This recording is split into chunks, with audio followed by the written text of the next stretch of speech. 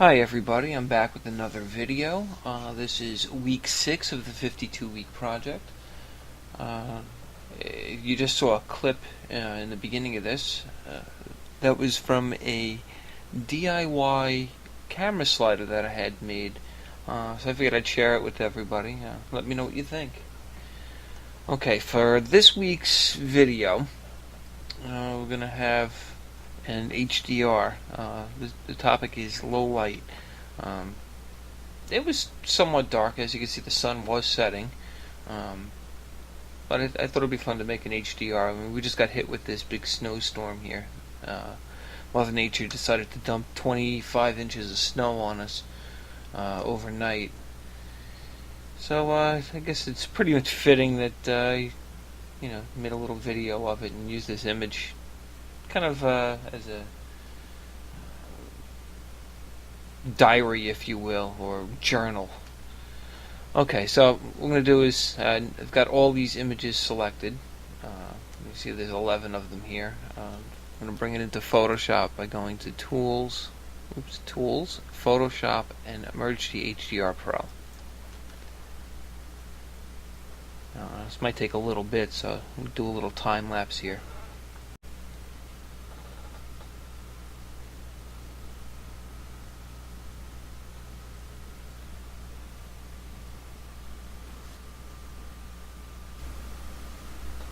Okay, and we're back.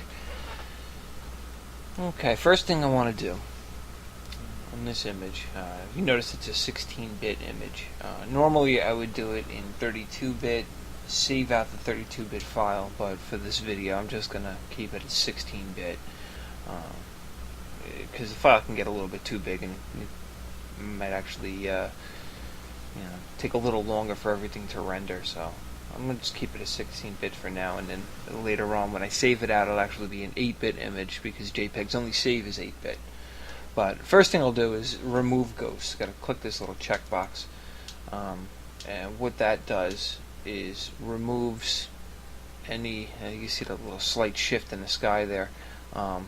That's due to the clouds moving, or the wind blowing, and the tree may have moved when in one of the images. So what that does is just removes it. It selects one of the images as a base image to use, and as you can see, it's indicated by this little green box that's around it, green border, I should say.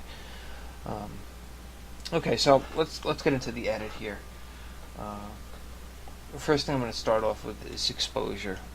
It does look a little bit dark to me, the snow area, so I'm going to bring that up just a little bit. It doesn't need much.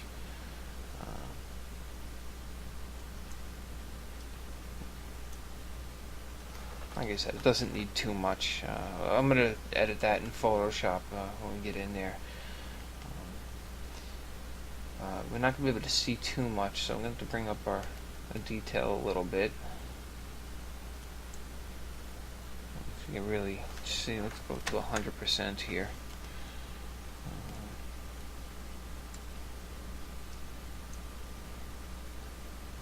As you can see, it's bringing in some detail there. But once we move our strength, that's where we really start to see it. The strength is going to bring like the haloing. Some images you've seen on the internet or whatever have a really big, like, glowing effect. That's what these sliders do over here. The strength is the amount, and the radius is how far out that amount's going to go. So let's bring up our strength here.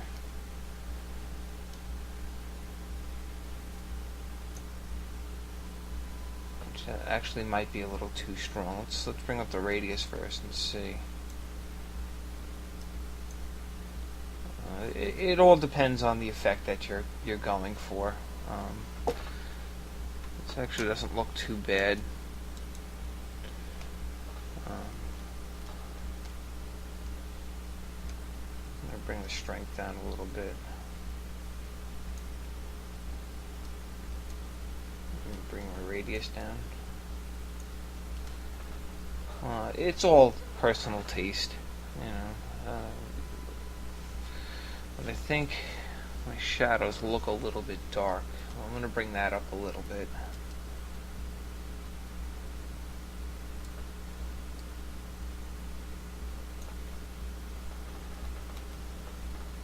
And the sky, to me, looks too white. I like to see a little more detail in the sky, so I'm going to lower the highlights. And as you can see, that starts to bring in some detail. It's having a dramatic effect. It starts to bring in some detail into the sky. But I'd like to see a little bit more color in there, so I'm going to bring the saturation up. I don't want to overdo it. I'll make this look fake. You know, I'm trying to keep it as a realistic looking image. Now I would have done the vibrance, but what that's going to do is bring out the subtle colors, which this white over here of the snow would actually turn blue. So we're going to turn that down a little bit, and then we can raise up just a little bit more here. Like I said, I don't want to overdo it to make it look too fake. Excuse me. Let's see. I think that should be alright for now. Let's bring this into Photoshop.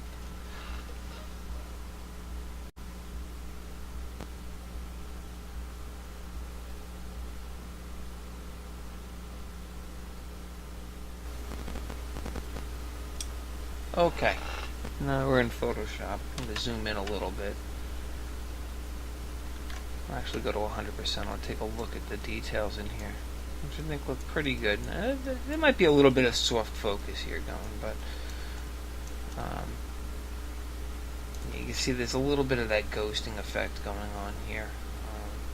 But once I shrink the image down for the web, it should somewhat fix itself.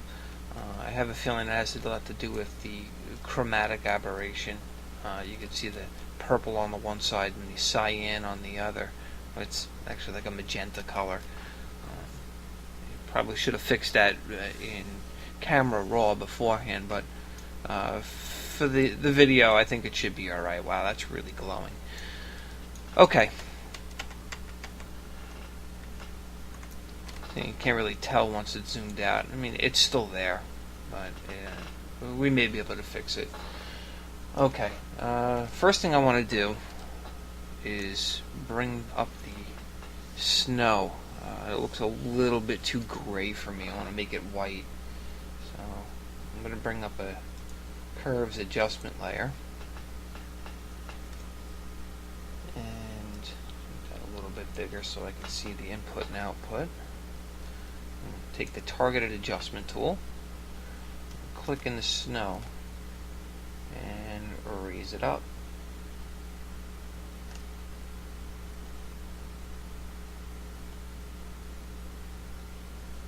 Doesn't need to be too much, just to make sure the snow is white. That's what I'm concentrating on. That's my main focus here. Do a little before after. There we go. That looks okay to me. Now what I'm going to do is just invert this mask. I mean, there's two ways you can do that. You can just click invert here, or you can hit Control I, which would invert the mask. Now I'm going to just get a brush,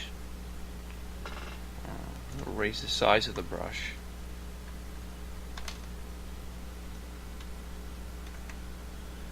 and lower the opacity on it a little bit, and just paint in. I actually want this to be a soft brush. It doesn't seem to be too soft.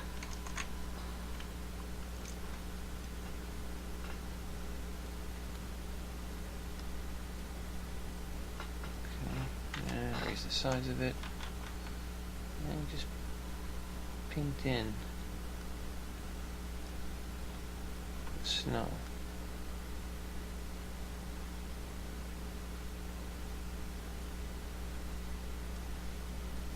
Get a little bit on the tree as well here. I'm going to zoom in.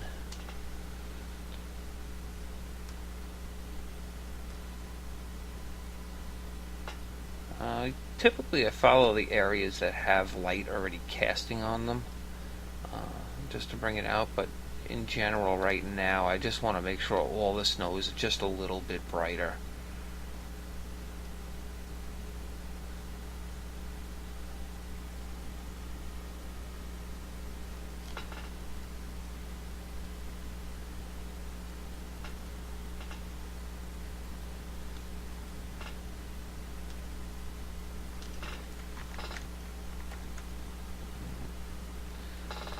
I always like to look to see what I've done.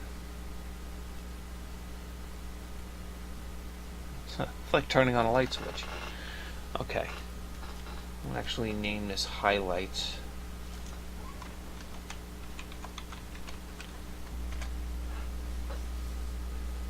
It's just a little easier to follow what I'm doing. I actually missed an H in it. That's okay.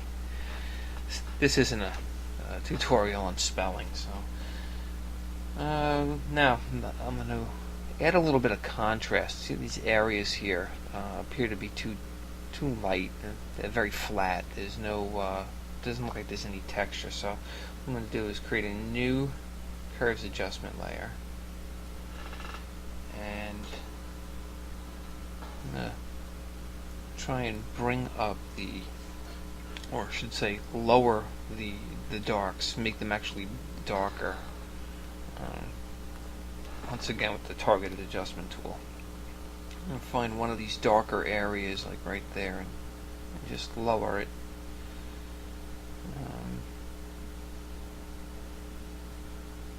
Now it might look like it's going way too dark, but like I said, my focus isn't to worry about any of this other stuff. It's just getting these dark areas dark, and then what I'll do is paint them in. Once again, to invert the mask and zoom in, down, and get the brush roughly the same size. I still have a lower opacity, and still can actually make that a little bit lower. You can also use pressure sensitivity that's on your tablet. I sometimes prefer to do it this way. Sometimes pressure sensitivity makes it too sharp of a line, which is not what I'm looking for right now. So I'm just going to go around and paint in some of these areas here.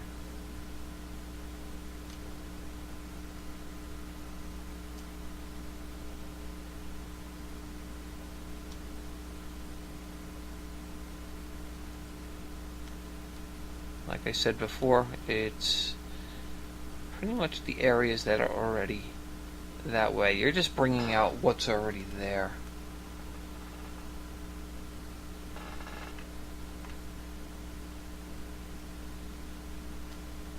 And to be sure that you're only affecting the lights and the darks on the layer, you switch the layers to luminosity, and that will ensure that there's no color being changed on the layer. It's just the luminance values of the layer itself.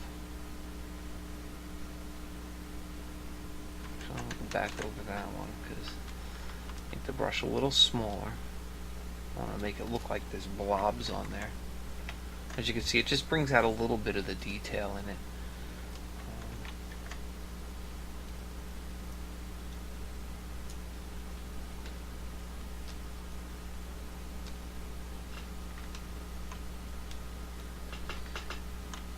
Some areas here I could just totally make darker.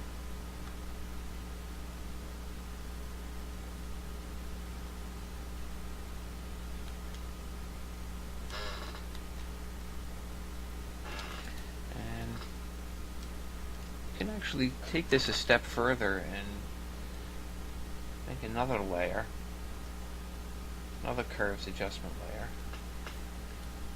and do it for the highlights again. Like that. And once again invert the mask. And now, on the opposite sides of where these shadows are, paint in a little highlight.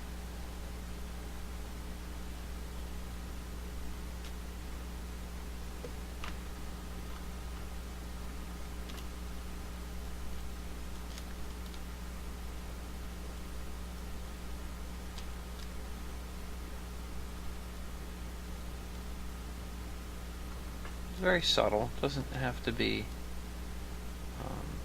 this extreme bright light. Just enough to bring out what's already there. And back off and get a little bit too strong. Change just the luminosity and back off on it a little bit by lowering the opacity.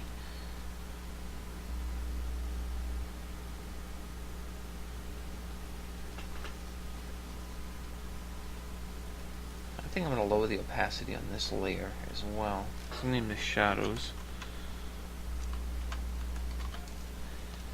I'm going to bring the opacity down on that layer as well, just a little bit.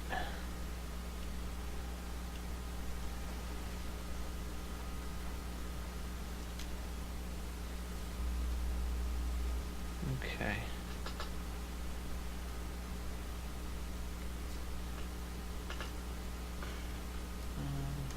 I'm going to darken this up in the back here a bit. Make the brush a little larger. And just go over this.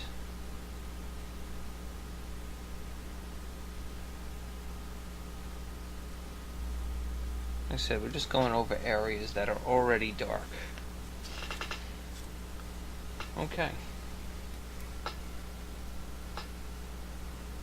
Now, what I'd like to do is get that sky to pop just a little bit more. Alright, first thing I'm going to do is I have a action set, it's, little Windows Actions, and I have right here MA Lollipops. It's Michael Andrews action set. Great for doing selective colors. I want to select the bottom layer here, and I'm going to run Sweetener on the image. As you can see, it made it a little bit brighter. That actually might have been good just to pop the snow a little bit, but what I'm going to do is I'm going to create a layer mask using this sweetened layer. First thing is, I'm going to set this layer to linear burn, I'm sorry. And that completely looks like it just trashed the image, but what it actually did is it helped me make this selection right now. So I'm going to go up to Image and Calculations, and I'm going to take the sweetened layer with the merge layer, and I'm going to make it a linear burn blending mode, which you can see darken the whole thing up. And that just basically hitting OK created a new channel, which is an alpha channel here, which is my selection. And go over to it and run levels on there, which I just hit Control L. And brighten up that sky a little bit. Darken up. I don't want to darken this over here, I just want to. There, just like that. That should be a nice selection there. Okay, and now no longer need this sweetened layer. I can get rid of that, or actually, I'll just hide it for now. I'll go back to the background layer, and to bring out some of the colors here that's in the sky, I'm going to run Aquify Me. And it's at 43%. I'm going to raise that, and you see it turned everything nice and blue, but it also affected the snow. Do a little on and off this so you can see what it did. I'm going to change that also to linear burn, which really gave the sky some serious saturation there. But now I'm going to go back to channels, and I'm going to control click on my alpha channel, the alpha 1. That's the mask that we had created. And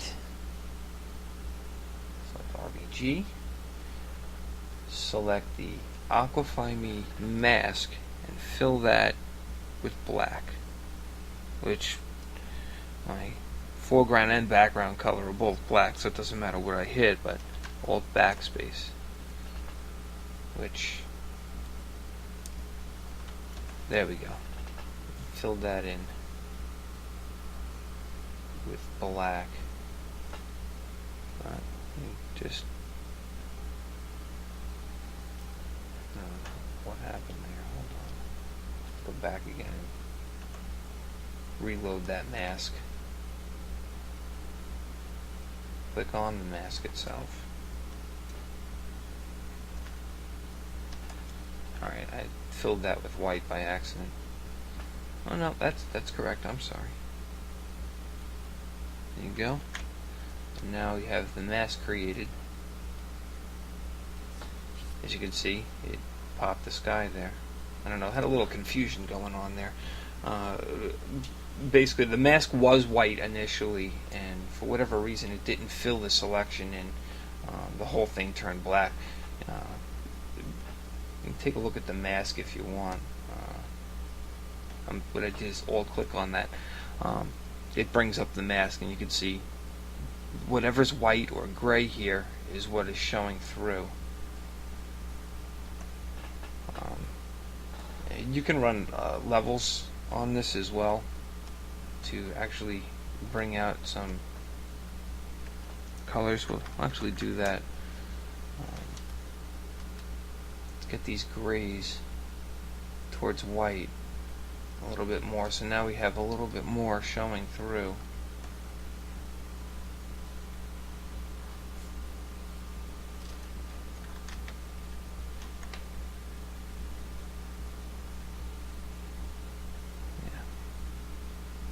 As you can see, we still have the same problem that we had earlier with the chromatic aberration, but the mask did a really good job of bringing out those blue colors in the sky there.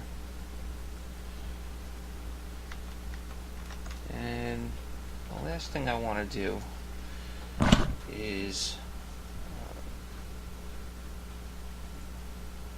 do a little brightness contrast adjustment layer here. I'm going to bring up my brightness. It does look a little dark to me. I'll raise the brightness up just a little bit. It looks nice. And then to add a little contrast,